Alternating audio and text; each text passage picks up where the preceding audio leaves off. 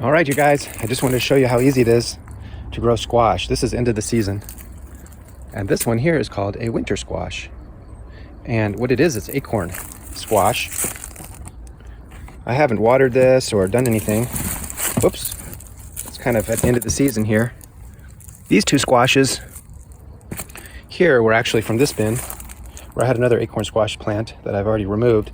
And I've got 3 other ones here. Down here I see there's one. So 3 from one plant, 2 from the other. And they're very easy to grow. So if that's something that appeals to you, I'd say go for it. What's the difference between one of these guys and a zucchini? They're both squashes, right? Sure, but the winter squashes have a whole nother category of themselves. Summer squashes have thin skin. The winter squashes have this thick skin.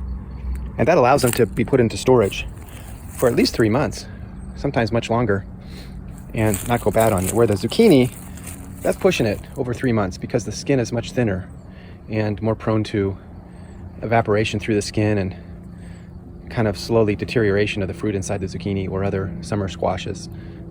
But these winter squash are beautiful because they're such thick-skinned fruit that you can store them long term. You can see this one has a little bit of a vining nature, but it's really not that bad. I got 3 off this one, and I'm very pleased with it. Again, very simple.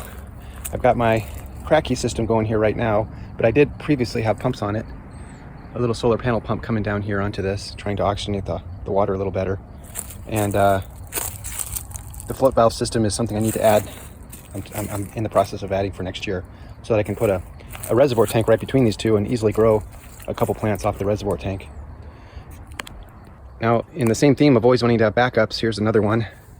This is the same little squash. I guess it almost looks like a bush here, kind of a bush squash. Kind of sitting in this Kratky type bin. I don't have the pumps on currently because I just moved all these back a bit. What I'm going to do is give this to somebody to put in their greenhouse. I have a friend who has a sunroom. And we'll see if this makes it in this sunroom. Now I've neglected this one. These are just the patio backups that I've had. But this could probably go in a greenhouse. You can see here, there's just a tiny little butternut squash forming. It's a shame. It's not going to make it through winter. Here's actually a watermelon. Here's a cherry tomato, one of these super sweets. These are all candidates for my friend who's going to have his little sunroom. Maybe he can use these in pots. He likes to grow in soil. I wish I could convince him to go hydroponic. But hey, I'd rather give it to him than see him die. As you see here, we're approaching winter. All the leaves are changing and starting to fall off. So here's the zucchini. You can see how thin that skin is. It just is not going to hold the water inside as well. Just see how thin that skin is. Very, very thin. Needs to be sliced here again on the end, but we're pretty much done with zucchinis. I love zucchinis, but they're not going to hold. Here we are getting close to Thanksgiving. But instead of pumpkin, we still got our acorn squash. These are from our hydroponic garden. What's left of them, we've already had one. And I'm going to show you how to make one of these in the air fryer right now. The beautiful thing about these type of squash are they're much thicker skin. They're called winter squash, of course, as we mentioned, where these are called summer squash. These aren't going to last all winter. They're to be eaten up, and we enjoy these. We have them fresh. They're much better fresh. They dehydrate. This one's at the end of its life. Now these, they're just beginning their life. They can stay in storage for a long time, all winter really. They've got that thicker skin. Now these are hydroponically grown, so no pesticides, no wax, nothing on the skin that would cause me not to eat the skin. Most people don't eat the skin because it's thicker, but if you fry them in an air fryer at pretty high temperatures with lots of oil, I've heard you can go ahead and eat the skin too. So I'm going to wash it just to get the surface dust off and slice it up, put it in the air fryer with some oil, salt, pepper, a little bit of cheese grated on top, and let's give it a try. I got this smaller air fryer. I'm just going to do one just for an experiment here, but this time I'm going to use parchment paper. I'm just going to kind of measure this out, cut a little rectangle, see how it goes with the parchment paper. I think as long as you leave a little air gap around the sides, you'll get plenty of air flow and convection around that air fryer's tray there. All right, there we go. Just something to kind of keep it from dripping all over the base. Maybe make cleanup a little easier. Now I've heard the best way to cut these things so you don't cut your finger off is to take off the top, take off the bottom if you have a stem, so that it doesn't wobble when you cut it. And you can either go long ways along these ribs. That's one way to do it. The other way would be go this way. Whatever you do, be very careful. Remember, knives are dangerous. And practice extreme caution when cutting something hard like this. I think you're going to want to pick a big solid knife that's very sharp so you don't have to fight with the knife too much, but keep your fingers out of range of that blade. Okay, it's all rinsed off now, ready to cut. Great, now I have a nice flat surface.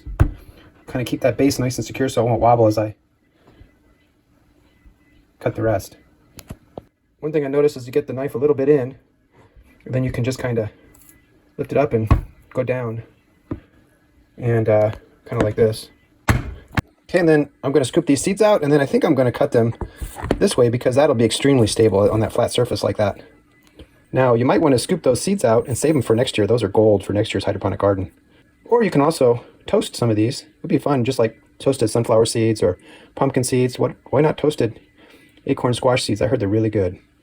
We might throw a few of those into the air fryer and just test them out as well. Yeah, I'm quite amazed how easy that just comes right off the flesh. After you scoop it out with a spoon, no problem. Okay guys, I just chopped these up vertical wedges instead of the horizontal wedges. They're about the same size. I don't think it matters. I'm not going to worry about scraping it out obsessively, getting every little thread out. So I guess the next step is you're supposed to smother these in some kind of oil before they go in the air fryer. I've got one of these avocado oil things that spray. Okay, I realized that this air fryer here is just too small. So I pulled out the other air fryer, and we're gonna make a double batch here. Okay, and the extra space there gave me room to test out doing the seeds concurrently. So let's toast those seeds up as well. All right, guys, I got that sprayed down real good with the oil, and I'm going to put some very finely ground salt. Just pinch it on there very lightly around some of these pieces individually, so I don't overdo it. All right, I really like pepper, so I'm just going to grate some pepper over this as well.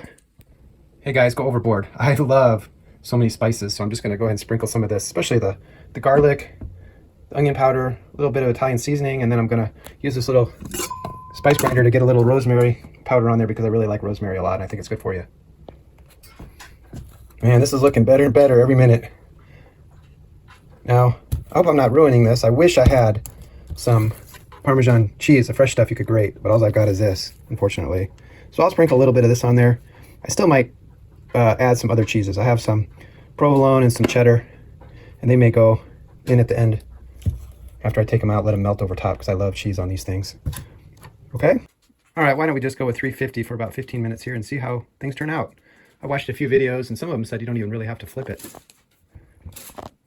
Oh my gosh, guys. I really want to share this with you, but it's so good. I've already eaten half of this tray, and as you can see, this tray is pretty much done. I did flip them over with about 5 minutes left. Oh man, they're good. So what I'm going to do on this tray is I got a little bit of provolone here. I'm just going to put little slices to finish it up here in the last few minutes. And I've already taste tested it. You can never have enough cheese. This is not melted, but I'm going to finish this one up over here with a little more melt. The thinner pieces are very soft and squishy. And the taste is just out of this world. The spices really make it. The Parmesan cheese on there, like I said, is delicate, but I really don't taste much of it, so I'm putting more cheese on. That provolone cheese really gives it a step up. Oh my gosh, these nuts are amazing. I call them nuts because they taste like nuts. They taste like toasted almond slices or toasted pine nuts. Maybe the fact that I've toasted them, but I could eat those all day. They're so good. So good seeds. So they look crunchy, and I don't know what it is, but the spices and the mix, I'm so happy I toasted those. I'm definitely growing these next year. I don't know where I've been all these years not having acorn squash in my diet, but this is definitely a winner and definitely worth making again next year.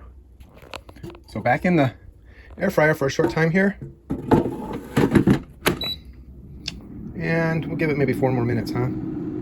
Oh, with or without cheese, these are just amazing. And you can eat the skin. It's almost like eating a potato that you chunked up and made thick fries. Yum. Haven't had this much fun with the air fryer since making those dehydrated air fryer tomato chips a few months ago in the peak of tomato season. I'll put the link to that video here if you want to check that out as well. You can see what's left of our tomatoes. I just picked these the other day because it was getting down to freezing. We had these tomatoes sitting on the vine, but they didn't ripen. It just got too cold. Here we are in early November. That's all from those 4 tomato plants in those 4 bins that we had highlighted in some of our previous videos this summer. Let's see how this cheese turned out. Did I burn it? Oh, look at that. Perfect. I hope you'll consider growing these bad boys next year. They're awesome. And they grow real easy. They require almost no maintenance. Definitely winners. Give it a try. I don't think you'll be disappointed. All right, guys. Signing out until next time. Hope you have a great day or a great evening wherever you are. Take care. Bye-bye.